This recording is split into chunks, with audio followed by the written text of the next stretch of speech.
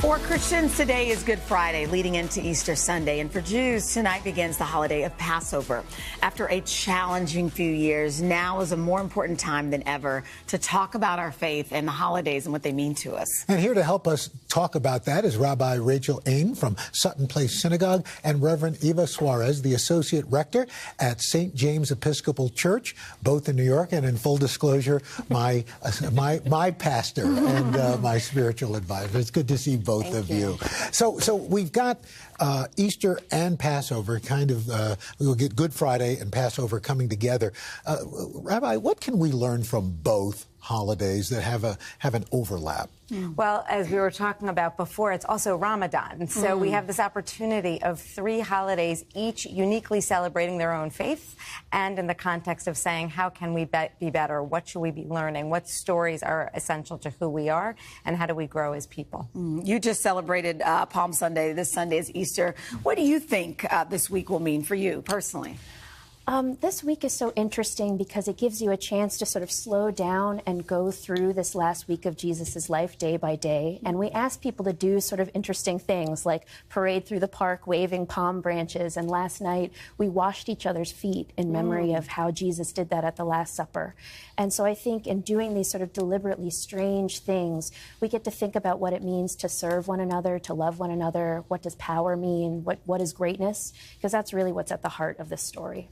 And I think at a time like this, Rabbi, we can maybe, hopefully, use this as a moment of unification as opposed to separation.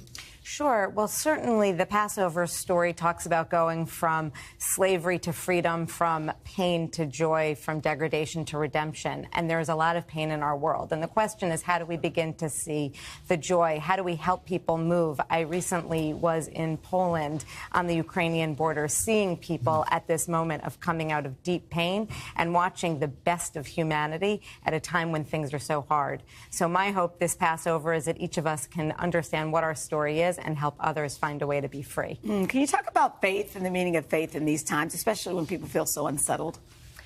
Well, I think Rabbi Ain said it beautifully, that movement from pain into joy. And I think we know from our own lives that that's not always, a linear path.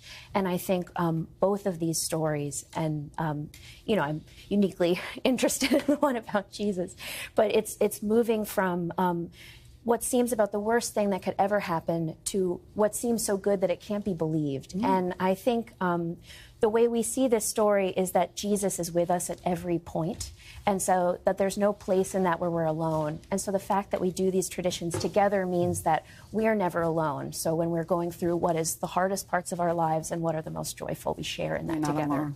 Yeah, Rabbi, how do you answer people who say, when you were just in Ukraine, you've seen these atrocities, you've been as close to it as more than we have.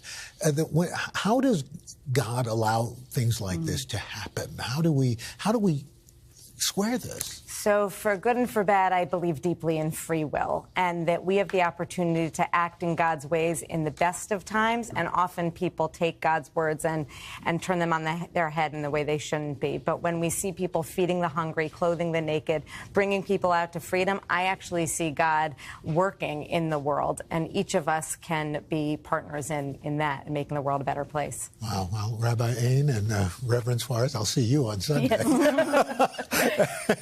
Have a wonderful Passover and a great Easter. Hey, thanks for watching our YouTube channel. Find your favorite recipes, celebrity interviews, uplifting stories, shop our favorite deals, and so much more with the Today app. Download it now.